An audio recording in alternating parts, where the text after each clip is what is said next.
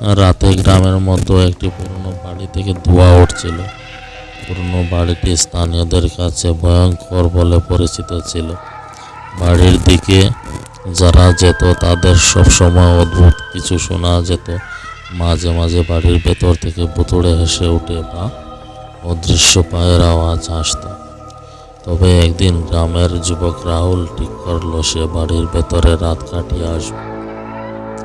রাহুলের মধ্যে কোনো ভয় ছিল না, বরং তার মধ্যে ছিল কৌতূহল। সুতরাং সন্ধ্যার পরে সে বাড়ির দিকে রওনা হলো। রাতের অন্ধকারে বাড়ির ভেতরে এক অদ্ভুত শব্দ বিরাজ করছিল। রাহুল অন্ধকার পথ চলতে চলতে এক পুরনো ড্রয়িং রুমে পৌঁছালো। এখানে থেকে একটি পুরনো চেয়ার তার দৃষ্টি আকর্ষণ করলো। সে চেয়ারে বসে কিছুক্ষণ অপেক্ষা করতে লাগলো। হঠাৎ করে চেয়ারের কাছে একটি পিঁপড়ে আওয়াজ শুনতে পেল, কিন্তু পিঁপড়ে কোথাও দেখল না। এদিকে বাড়ির মধ্যে ঠান্ডা বাতাস বইতে লাগলো এবং একটি পুরনো ঘড়ি টিক টিক শব্দ শুনতে পেল। রাহুল মনে হলো যে কেউ তার সাথেই আছে। অদ্ভুতভাবে চেয়ারের পাশে একটি পুরনো ফটো ফ্রেম দিকে তাকিয়ে দেখলো। এই ফ্রেমের মধ্যে একটি বৃদ্ধের ছবি ছিল, যিনি যেন তার দিকে এক দৃষ্টিতে তাকিয়ে আছে। হঠাৎ করে ঘরের দরজা ধাক্কা দিয়ে বন্ধ হয়ে গেল। রাহুল টেনশন না করে উঠে দরজা খুলতে গেল, কিন্তু দরজা খুলতে গিয়ে সে দেখতে পেল দরজার সামনে একটি কালো চাদর পরা মানুষ দাঁড়িয়ে আছে।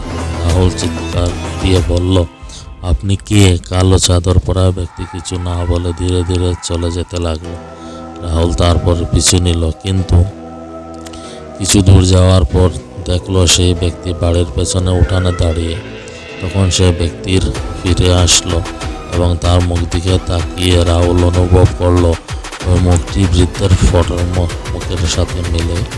যে মুহূর্তের মধ্যে সে ব্যক্তি ভ্যানিশ হয়ে গেল এবং রাহুল আবিষ্কার করলো যার সামনে একটি পুরনো পুঁথি মতো লেখা আছে মৃগয়া, যার অর্থ হলো শিকার। রাহুল বুঝতে পারলো যে বাড়ির ভেতর একটি অশরীরী আত্মা একটি হত্যাকাণ্ডের পরে নিজের শিকারের অপেক্ষা করে। যেন দ্রুত বাড়ি ছেড়ে বেরিয়ে এসে গ্রামের মানুষদের সব কিছু বলল। তারপর ওই বাড়ির প্রতি কোনোদিন আর কেউ পা রাখেনি।